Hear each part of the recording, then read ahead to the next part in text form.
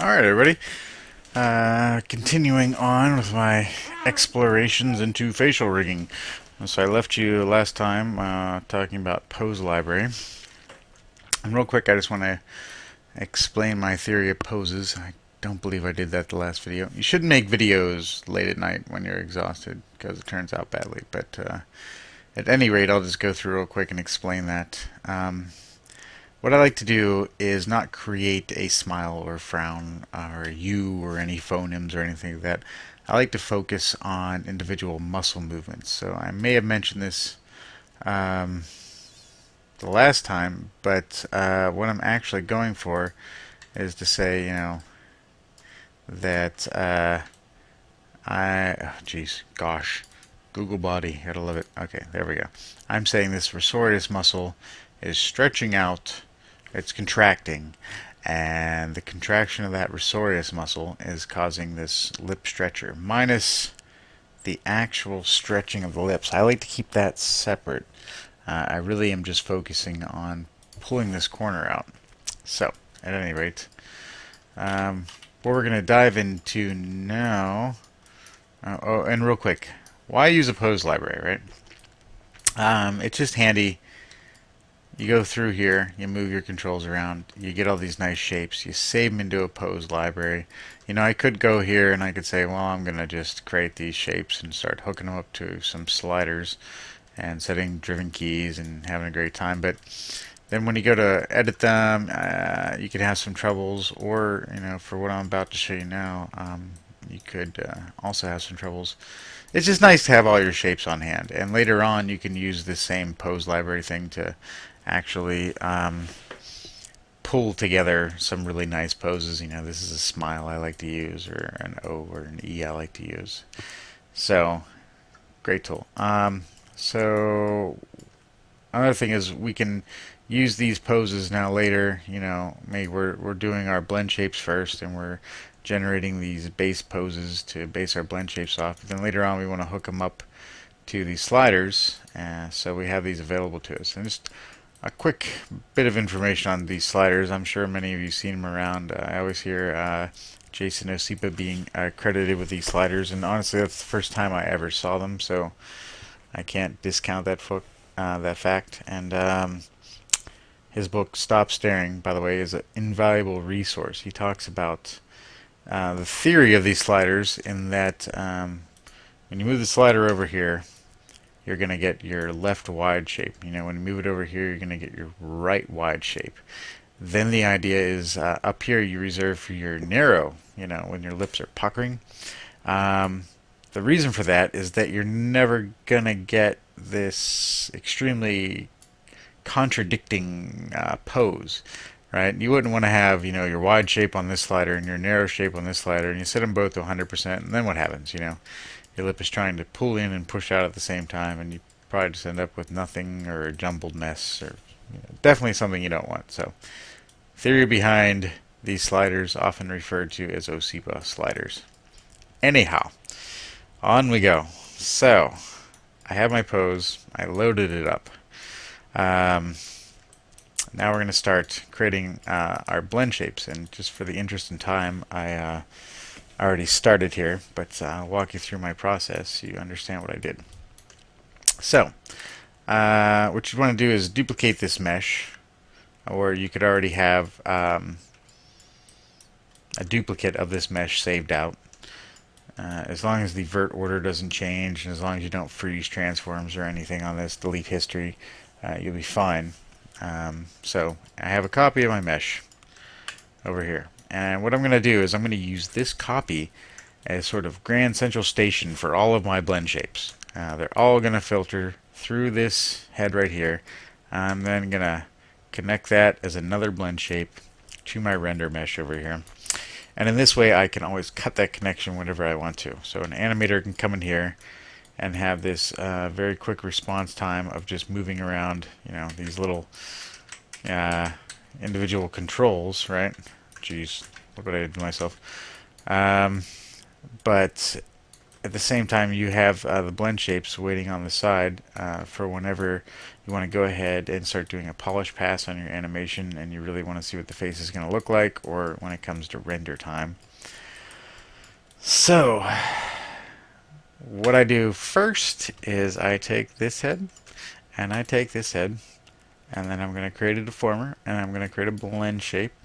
And in this case, I'd use default, and I would want to give it a meaningful name. In this case, what I did with my joint-driven rig is I applied it to my render mesh, and I called that joint-driven. So I might just call this something like blend shape, or blend shapes, and apply that. I've already done that, so I'm going to shut that off. But so there we go. And then we'll take our first sculpt shape, and as you see, I've already sculpted this a little bit in just time. So I'm going to select that, select our master blend shape here. I'm going to create another deformer blend shape. Oh, just use default settings there. And in this case, I would use something meaningful like left lip corner, and then wide, and then I might even put underscore BS for blend shape, not bull. Anyways, apply that, and in this case I'm going to use parallel, and the reason I'm I'm sorry, I misled you. When I went from here to here, I used parallel, and the reason I did that here to here, the reason I did that is so I can sort of blend between is it joint driven or is it blend shape driven. When I go from here to here, we can just use something like default. Sorry about that. Apply that thing. There we go. Then you'll need to come into each of these individual shapes, or individual blend shape targets here. And then we'll see our lip corner blend shape. We'll just crank that the whole way up, and you see immediately our little lip popped out there. Right, and then we'll come over to this one, and in this case I actually misnamed this. This would have been what I called blend. I think this will let me rename it even. Yeah, there we go. Great. So I apply that, and you see immediately that's popping out over here. All right, fantastic. So what I've effectively done is I've used my joint-driven rig to create the basis of my corner,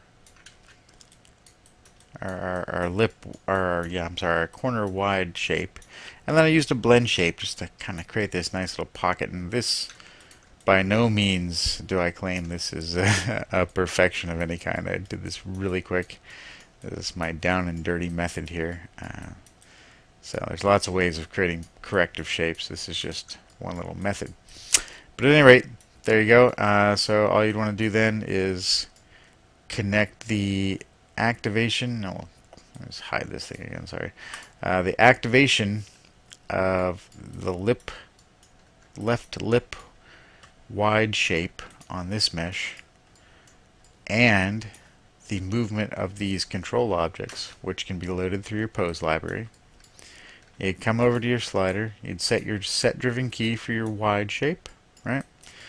And let me just walk through that real quick. I still got a few minutes left before I hit 10. So Windows, I'm sorry, Windows. Let me pause it while I do that. Alright, so yeah, here we go. We have our set driven key window. I'll go ahead and load up our control object as the driver, and the important thing here is we're going to want to make sure we zero that out first. We load it as our driver. We're going to load our blend target, and I believe we're actually going to have to navigate to the blend, left lip corner blend shape. Load that as our driven. Pardon me just a moment. Oh, there we go. There's our driven, the blend shapes. Blend target. Okay. Yes. I always get confused with set driven keys. Okay. So, right now we want to turn the blend target off. We're trying to define our zero pose essentially. So, I take these guys. That's what I use to pose the lips. Zero those out. Take my corner control. Make sure that's zeroed out. I'm actually looking for, well, in this case, we'll just set it to translate Y. We'll say that's our going to be our wide shape. Key that, right? Then I'll go ahead and take my controller. I'll squeeze it all the way down to -5 and Y. I will take my blend shape node. I'll crank that up to 1, so you see that being activated, right? And I'll key that. So now you're getting this effect when you move your slider. So why not go ahead and add our control object rotations and positions here. So we'll go ahead and load those are driven. Select all these. We're really just controlling translate X and translate Y on this controller. We'll key that. And you could have done that all in one step. And then real quick, I'll load my pose library. I move my controller down to -5 again. I'm going to select my controllers, 'cause that's the way the pose library works. Load the lip wide shape. Close this. Key this. So now I have all that hooked up to that slider. And that's pretty cool. Alright? And at any point I want to turn this off. Right here in my parallel blender, I can actually do some things where I just shift between the weights, or I could just turn down or off that blend shape entirely. So perfect. Alright, next time I'll be back with something else cool. I'm thinking about wire deformers or something along those lines, but yeah. Anyways, stay tuned. See you next time.